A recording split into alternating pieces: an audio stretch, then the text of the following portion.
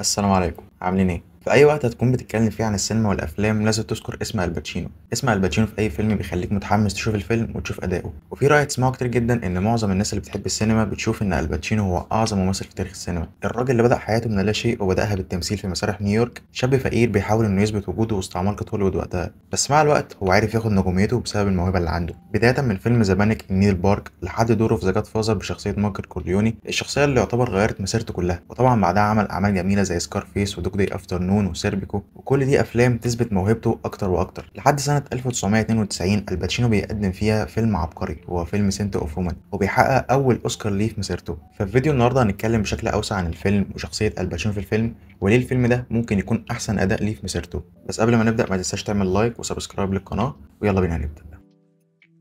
بعد ما قدم الباتشينو عشرات الأدوار في مسيرته اللي رسخت مكانته وسط عالم السينما، جه في أوائل التسعينات عرض مختلف ليه. المخرج مارتن بريس كان بيجهز فيلم جديد بعنوان سنت أوف وومن، وشخصية البطولة في الفيلم دي محتاجة ممثل عنده حضور وكاريزما وبيقدر يوازن بين القسوة والضعف، وفي نفس الوقت يقدر يوازن بين السخرية واليأس. والشخصية دي كانت شخصية الكولونيل الأعمى فرانك سليت. الدور لما اتعرض على الباتشينو كان متردد، دور صعب ولازم يمثل فيه شخصية شخص فاقد البصر من غير ما يقع في فخ المبالغة، ولازم يخليك تحس كمشاهد ان هو نفسه اعمى بجد، ومش بس حكاية انه هيمثل شخص اعمى وخلاص، لا ده شخص عصبي ومليان كره وغضب ناحية الحياة، ولكن برضه مليان كرامة وإنسانية. الباتشينو كان معروف ان هو مش بيخاف من التحديات دي، بالعكس ده طول مسيرته فضل يعيش جوه التحديات دي ويخرج من تحدي يخش في تحدي اصعب. ولما قرا السيناريو شاف ان الشخصيه دي مختلفه وانها ممكن تفتح له باب جديد في مسيرته، ومن هنا قرر الباتشينو ان هو يقبل التحدي.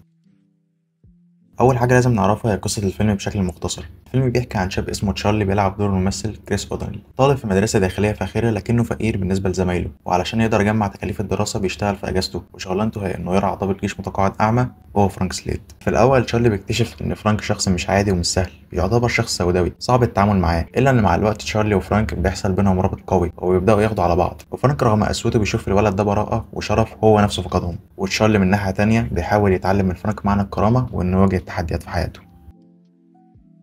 أداء الباتشينو العبقري في الدور ما جاش صدفة، الباتشينو كان شايف إن شخصية فرانك سليت شخصية مش سهلة زي ما قلنا، شخصية مغرورة وكبرياءها عالي ومش بتحب تبان ضعيفة قدام أي حد. في البداية الباتشينو ما كانش عايز يجسد العمى بشكل مش حلو، عشان كده هو قضى وقت كبير جدا وسط ناس مكفوفين، وقعد يراقب ازاي بيتحركوا وازاي بيستعملوا حواسهم التانية، وطبعا ازاي بيستخدموا راسهم ووشهم في توجيه الكلام. الباتشينو كان دقيق جدا لدرجة إنه كان بيتمرن إنه ما يوجهش نظرة لأي حد ويخلي عينه تسرح في اتجاهات مختلفة زي المكفوفين بالظبط. الباتشينو طبعا درس خلفية الشخصية، فرانك كولونيل سابق يعني عنده هيبة وقسوة، وده بان في صوته وحركاته اللي تبين قد ايه هو صلب، وقدر يدمج بين اليأس بسبب فقدان البصر وهيبة ضابط الجيش. التحضير العبقري ده وصل لمرحلة إن فريق العمل كانوا فاكرين فعلا مش شايف، وكان دايما عايش جوه الشخصية حتى لو هو بعيد عن الكاميرا. لو جبت شخص مش بيتفرج على أفلام وما يعرفش مين الباتشينو ووريته الفيلم، في لحظة ما هو بيتفرج هيحس إن الشخص ده أعمى بجد، استحالة يكون شخص نظره موجود عادي ومبسط زي الناس، وده يوريك احترافية الباتشينو. في ممثلين كتير قوي عملوا أدوار شخصيات مكفوفة في السينما، لكن ما أعتقدش حد يقدر يتحط جنب الباتشينو في الدور ده.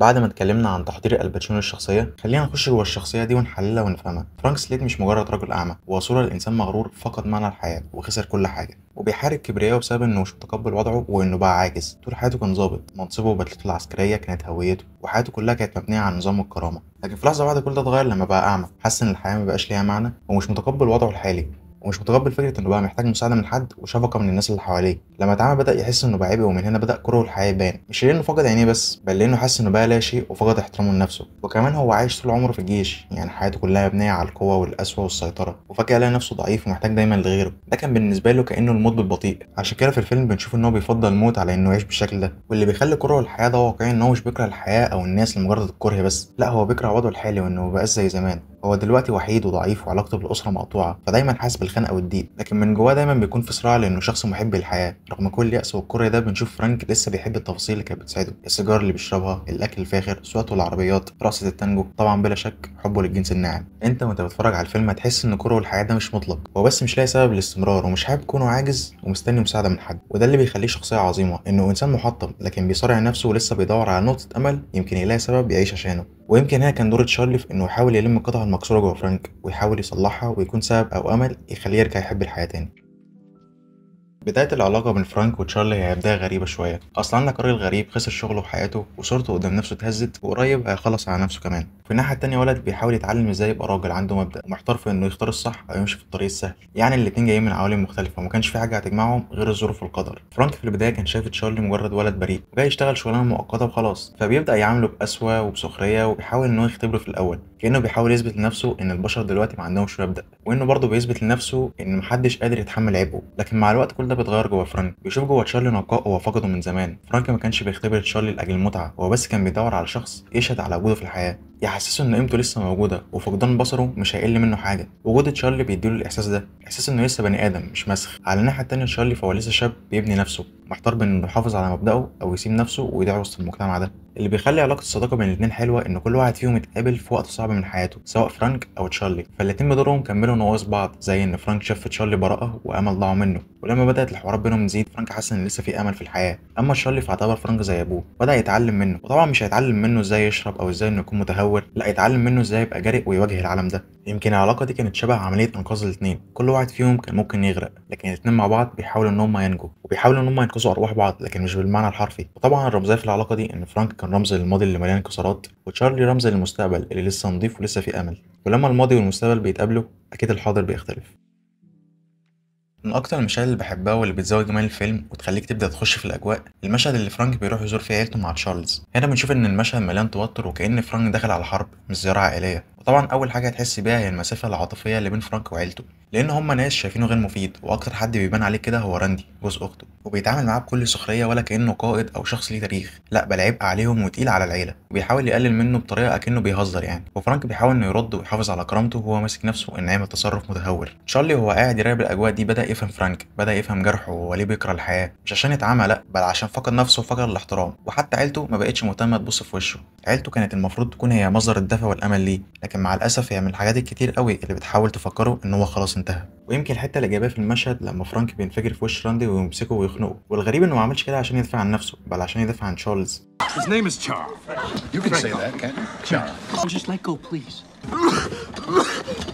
لما راندي حاول يقلل منه ويندهه باسم تشاكي، الاسم اللي يدل اكنه عيل صغير يعني، ففرانك ما عجبوش الوضع. فرانك متعود وعارف حقيقة قذارتهم ان هم هيتريقوا عليه ويقللوا منه، لكنه ما سمحش ان راندي يحاول يقلل او يكسر هوية تشارلز بانه يبينه عيل صغير. ومن هنا بدأت العلاقة بين فرانك وتشارلز انها تبقى اقوى، وده بيخليك كمشاهد مبسوط بده، ان هما دلوقتي ما عادوش اتنين ما يعرفوش بعض، لا ده فرانك بدأ يحس انه مسؤول من تشارلز. وفي اخر مشهد قبل ما فرانك يمشي من البيت بيقول جملة لويلي: انا مش طيب وعمري ما كنت كده، انه عايز يبرر انه محدش استغرب من افعاله، هو عمره ما كان كويس من البداية، بيحاول انه يسبق اي حكم يتحط عليه انه بني ادم سيء، هو عارف كده ومش مستني يسمع ده من حد. ويمكن الطريقة اللي قال بيها الجملة فيها نوع من جلد الذات او الندم نوعا ما، انه شاف حياته من منظور سلبي رغم انه حياته كان فيها بطولات وانجازات، الا انه مازال مش عارف يغفر لنفسه انه ما كانش بني ادم احسن.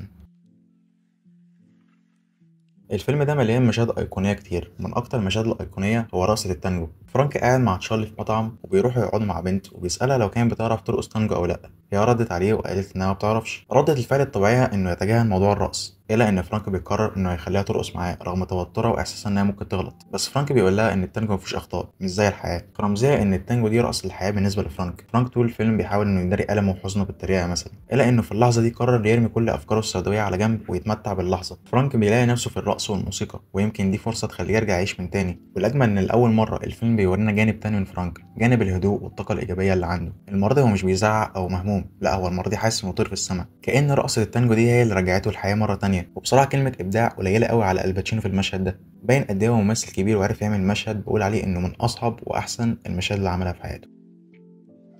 المشهد الايقوني التاني اللي عن نفسي بعتبره من احلى مشاهد الفيلم هو مشهد الفيراري. تشارلي بيكون واخد فرانك في جوله بعربيه فيراري، وبيتفاجئ ان فرانك عنده علم بالعربيات وبيقول له يعمل ايه، لكن فجاه المشهد بيتغير وبنلاقي فرانك هو اللي سايق. في الاول تشارلي بيقول له يعمل ايه، لكن بعد كده بيتجاهله تماما ويبدا يسوق زي المجنون.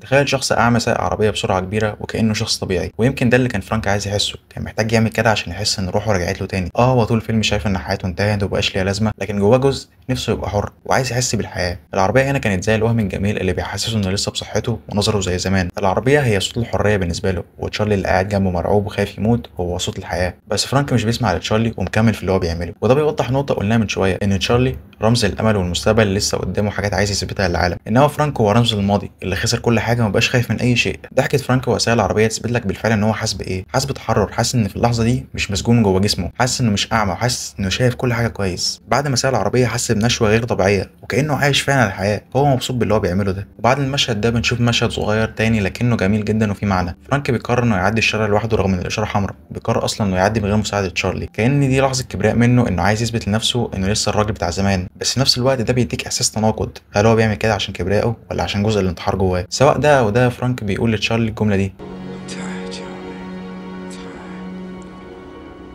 وهنا بتحس ان فرانك فجأة بيستسلم، القناع الحقيقي بيظهر، شخصيته القوية اللي بتزعق وبتهزر وتتريق بتختفي، بيعترف فعلا انه بقى تعبان من العمى، او تعبان من افكاره، او تعبان من ماضيه، او تعبان من صراعه بين نفسه. المشهد ده بيبين قد ايه فرانك غرقان في بحر واسع من التعب والتفكير، مشهد معبر بيقربك اكتر للشخصيه وبيقربك اكتر للفيلم بشكل عام، ويخليك تحس انك بدات تشوف شخصيه الكولونيل فرانك سليد الضعيفه اللي بجد محتاجه مساعده. What life? I got no life! I'm in the dark here! Understand? I'm in the dark!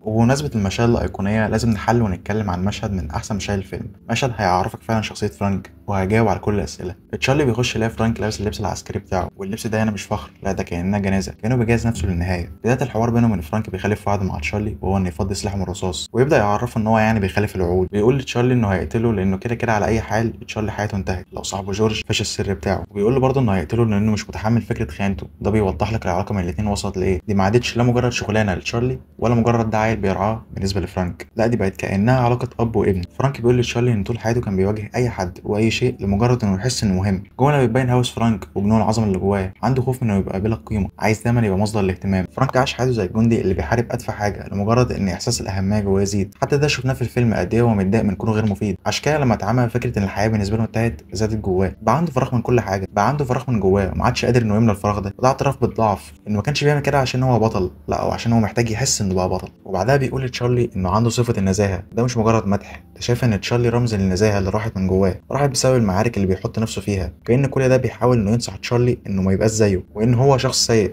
وحتى كلام تشارلي في انه يحاول يقنعه انه مش سيء مش هيفرق معاه في حاجه، هو عارف انه سيء واهدر عمره وضيعه. كل ده بيجي بعديه صرخه الانفجار من فرانك، صرخه شايله جواها بؤس وفقدان امل. هو مش بس قصده الظلام اللي هو العمى، هو قصده ظلام الوحده وفقدان الامل، مش شايف لا مستقبل ولا امل غير بالموت. وعشان كل اللي بيحصل في الفيلم ده مش صدفه، هنا بيجي دور تشارلي بيبان في المشهد ده النور الوحيد لفرانك اللي مخليه يكمل حياته وما يدوس على الزناد. تشارلي مش عايز يخسر فرانك لانه بجد حبه واعتبره اب ليه، كذلك فرانك كان ممكن يستسلم وينتحر، لكن بيظهر تشارلز ويقول له سببين يخليه يكمل حياته، وهما راسه للتانجو وصوته للفراري. تشارلي اختار اللحظات اللي فرانك فيها حس فعلا انه بني ادم حر غير مقيد، مش مسجون جوه جسمه ووحدته. تشارلي بيبين ان الاهتمام ملوش اي قيمه قدام اللحظات الجميله. وجود تشارلي في المشهد ده خلى المشهد يطلع بمعنى جميل، خلاك تشوف الحياه بمنظور اتنين مختلفين، شخص مليان ظلام وبيظهر في حياته نور بينبهه للذكريات الحلوه وصداقتهم ببعض. يمكن دي مش اسبابها تغير العالم، لكن كفايه تخلي شخص زي فرانك يغير مصيره.